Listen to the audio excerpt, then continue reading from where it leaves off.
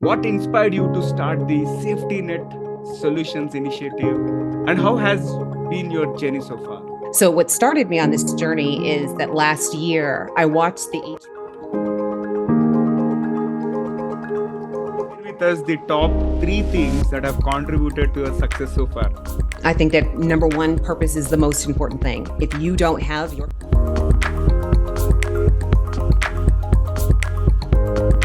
once you put the vision out there, once you know what your purpose is, you put the vision out there.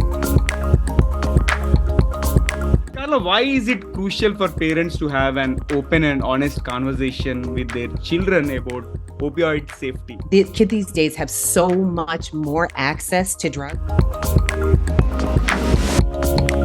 Heroin, or you think you're just getting cocaine, or if you've gotten a pill off the street and How can they effectively start a conversation about such a serious topic with their kids? what do you, as a parent, what do you know about fentanyl?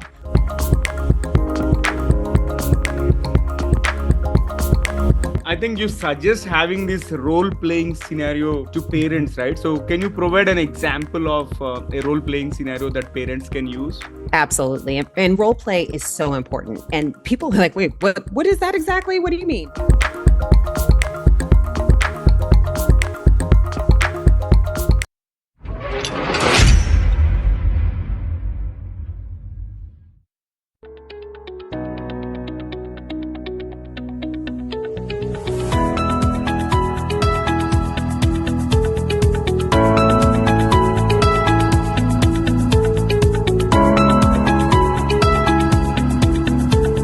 Folks, we are joined by Carla Douglin. She is the founder and managing director of Safety Net Solutions Initiative, a harm reduction non-profit foundation, and she's also a certified opioid overdose and naloxone trainer with a deep passion for harm reduction and public safety. Carla leads initiatives that provide free access to life-saving tools like naloxone and fentanyl test strips, transforming community health and safety. And as we prepare to delve into our conversation on an important topic at hand, saving lives, harm reduction, and open dialogue with Carla Douglin, here is an exciting twist as always. Let us tickle our guest's brain.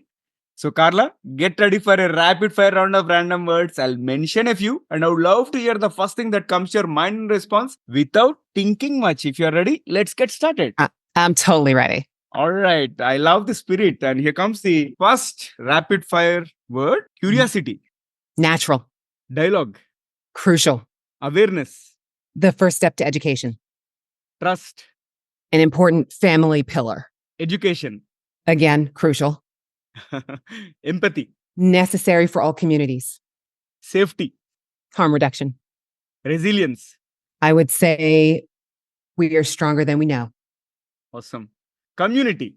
Again, crucial.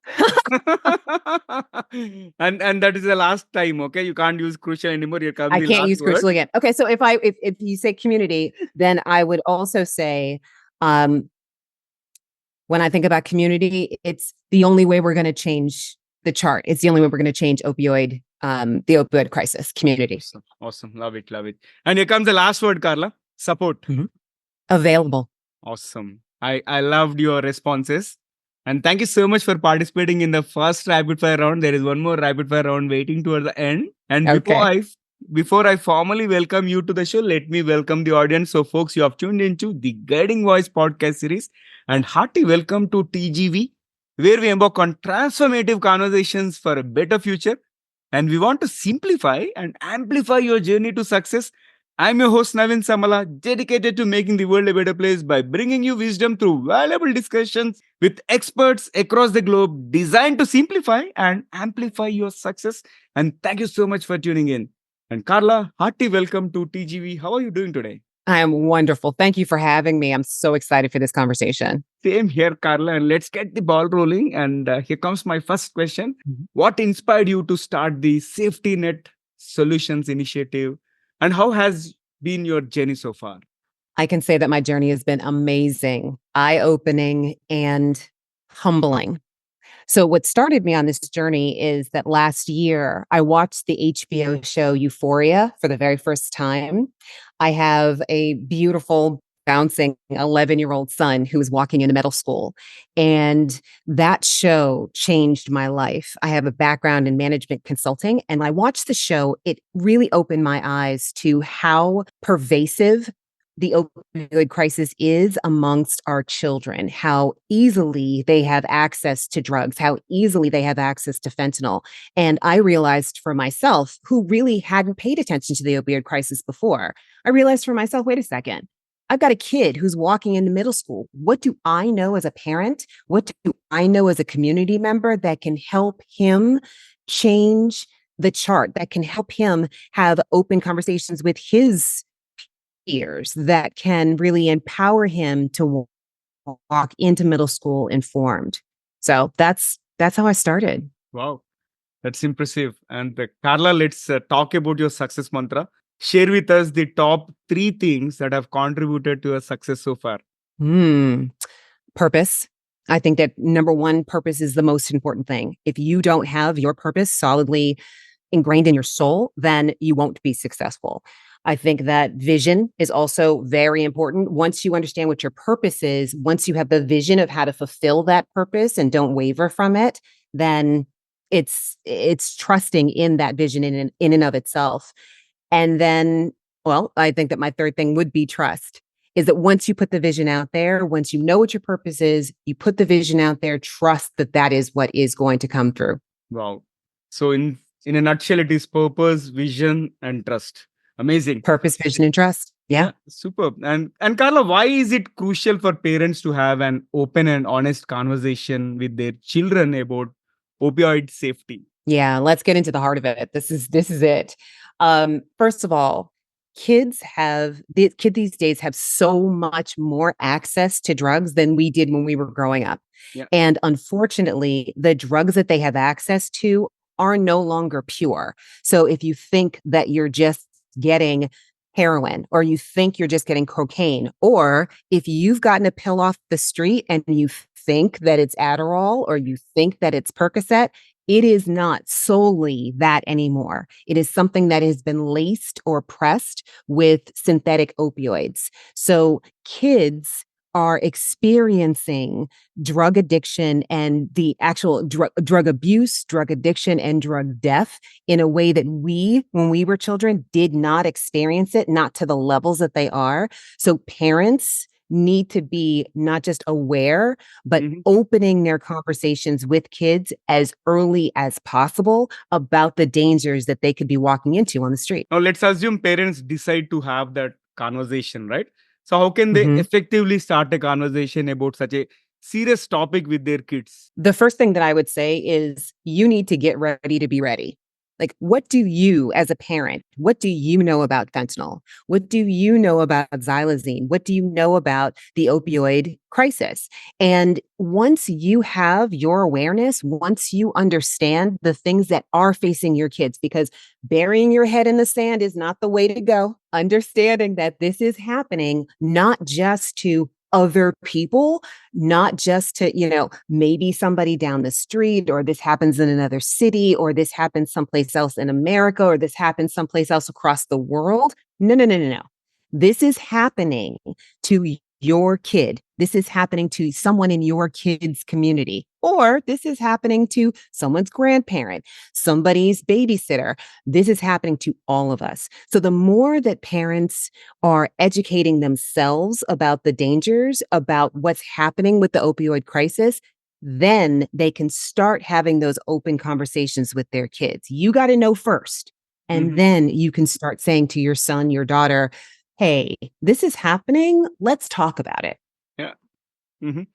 Got it. And also, you mentioned that be the learner, but not the lecturer, right? So, what does it mean when discussing this drug safety with children? Well, first of all, your kids are on the front lines in a way that you're not fully realizing. Right. So when you start to have a conversation with your kid about opioid safety, about drugs, you also need to understand that because they may know more than you do, you need to take the position of being the learner and not the lecturer. You want to learn from them what experiences they already have, what it is that they've already seen, who they know who's been affected, or what it is that they have, what information, what knowledge, what education they have about this topic, that you can, that's an open dialogue where you're not just coming at them with facts and figures and don't do.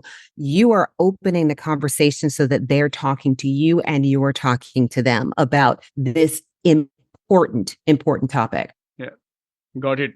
And also, I think you suggest having this role playing scenario to parents, right? So, can you provide an example of a role playing scenario that parents can use? Absolutely. And role play is so important. And people are like, wait, what is that exactly? What do you mean? What I mean is that you've got to be able to play this out with your kid. You've got to be able to put them in a scenario that they could walk into. For example, I started talking to my son, even though I didn't know all that much about opioid safety. I started talking to my son about drugs in general when he was about 6 years old. And now my Mhm, son is an actor, like he's an actor just in his soul. And mhm. what we would do is I'd say, okay, kid, here's what's going to happen. We're at a party and you have a drink in a cup and you're going to put that down and go to the bathroom. Now what? And he Yeah. says, okay, hold on a second, mom. Wait. I know that if I'm at a party, this is when he was 6. I know that if I'm at a party and I put my drink down and then I go walk away from it and come back, I don't touch that cup again. I don't know who's put something in it. I Mhm. don't know what's happened to it. So, and then we started talking. Okay. Then he starts saying, well, mom, okay, I'm at a party and you're a drug dealer and you're about to offer me Molly. Go. What do we do, mom? Those are scenarios where you're talking to your kid or you're role playing this at what actually happens so that when they walk into the world and those things happen, they have a recollection of what to do, what not to do, what questions to ask, and what to be ready for. And the Mhm. other thing that I say is that, sometimes this can be uncomfortable for parents. They think, I'm not ready to have those conversations yet with my 6-year-old, my 7-year-old, my 8-year-old. Well, why don't you then take the opportunity to role play with other parents? If you have friends, community groups where you're like, okay, let's walk this through. I'm not ready to have this conversation with my kid yet, but let's role play this scenario and let's find out from each other what questions, comments, what could come up in these situations. And then you may feel more prepared to go and talk to your kid about this. Right. Yeah, it makes sense. And also now let's double click on this transparency part, right? So Mm. why is transparency about the dangers of opioids so important in building trust with children? Because number one, your kids are on the front lines. Number two, education begins at home. And number three, ambiguity or sugarcoating the situation does not help anyone. If you tell your kids, well, there's kind of a problem out there and this is something you should be aware of, that doesn't prepare them for the street. That doesn't prepare them for social media when somebody could offer them pills on Snapchat. That doesn't prepare them, period. You've got to tell them that right now, that fentanyl alone is the number one killer of people. It is not car accidents, it's not cancer, it is fentanyl. You've got to tell them that just a little bit of fentanyl, like the amount that can fit on the tip of a pencil, just that much fentanyl can kill you. And the thing about opioids that is so pervasive is that people want to curiosity is natural in Right. children. Curiosity is natural in us all. And people are going to be curious about trying drugs, about vaping, about all kinds of things. The more you tell people about the dangers of it, the more informed they are. Don't think that sugarcoating the situation or hiding the dangers of it, hiding the realities of it is going to help your kid, because it's not. Got it. And also, how can parents identify signs that their child might be at risk of opioid use, and how should Mm. they address them in case if they find it? So that's a really important and it's a heart-wrenching conversation to have with parents, because a lot of parents think, not my kid. And the truth is that anybody could be affected. And this is something, it may not be something that your kid willingly got into. I have found and have talked to a lot of parents whose kids were prescribed opioids because they got hurt. Let's say that they're deep into sports. They hurt themselves playing soccer or football, and they were prescribed something that they then got hooked on, and it just created heartbreak within that family. The things that you need to recognize are three things in particular. Is your kid going through physical, emotional, or specific behavioral changes? So physically, are you noticing that they are losing weight? Are you noticing that they are losing coordination, that they are edgier than usual? Behavioral changes. Have their friend groups changed? Do you see them more anxious? Do you see them paranoid? Do you see them, are they snapping off at you more and more? Emotional changes. All of these things are things that you should be watching out for. And then as you see them, do not, again, the message is don't bury your head in the sand. Do not bury your head in the sand. Confront your kid immediately. Have the talk with them. Talk to them about what's going on with them. Let them open up to you. If they're not opening up to you, then take it a step further. Ask their friends, ask their siblings, ask their teachers what they're seeing. And that way you are more armed with whatever needs to come next, whether you need to reach out to someone about substance abuse, whether you need to reach out to your recovery community, your local recovery community about different options and different ways that you can handle this. But you've got to be strong enough to do this. You've got to be strong enough to not only look for the signs, but then do something when you see them. Got it.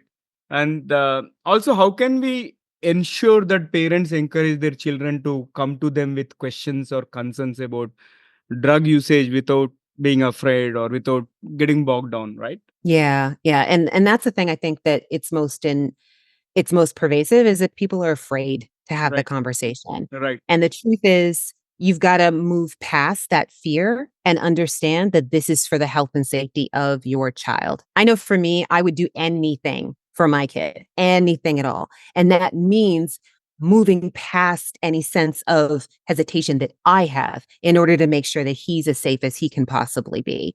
And one of the things that you can do, first of all, you should start as early as possible. I'm not exaggerating when I say that this is a conversation that you could have in an age appropriate way with your child who's in elementary school. Right. You don't know what they see. So you've got to be able to talk to them and prepare them as Right. early as possible.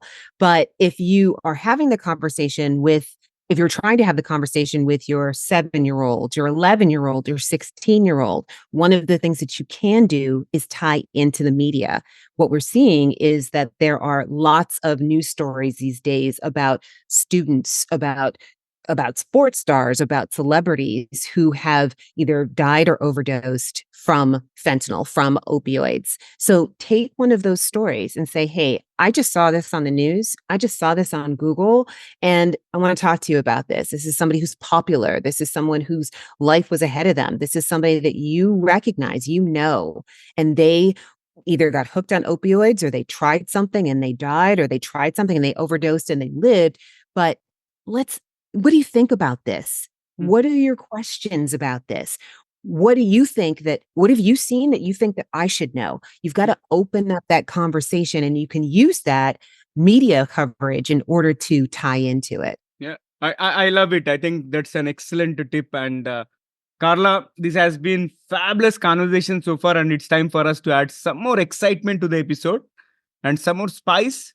So if you're ready, I'm going to dive into a series of intriguing rapid fire questions, the second round. Shall you do it? I'm ready. Let's go. Okay, here comes the first bullet.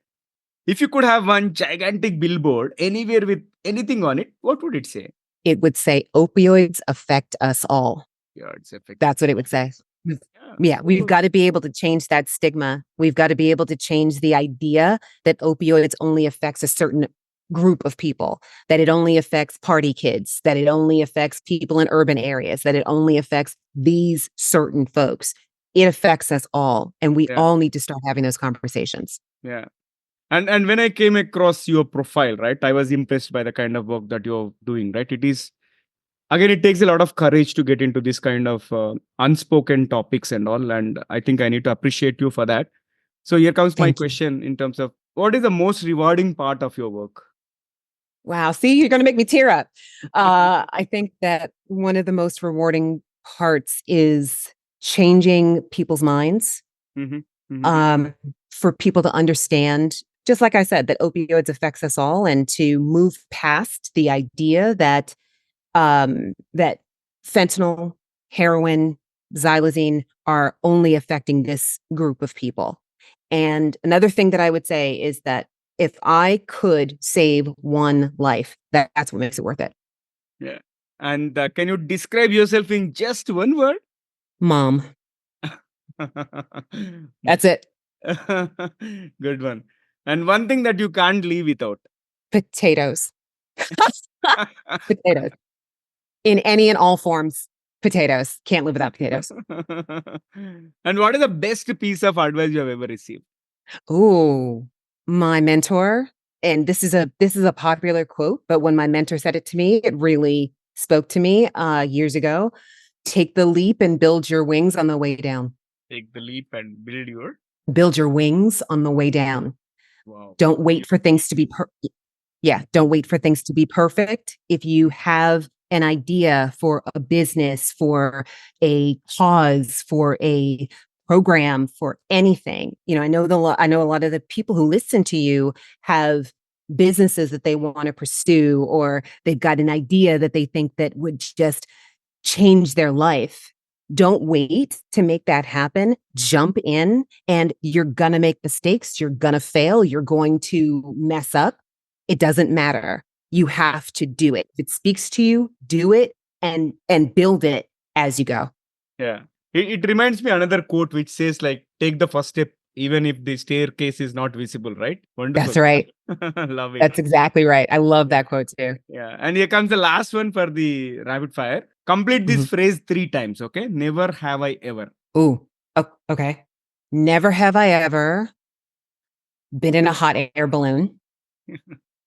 Never have I ever been to Russia.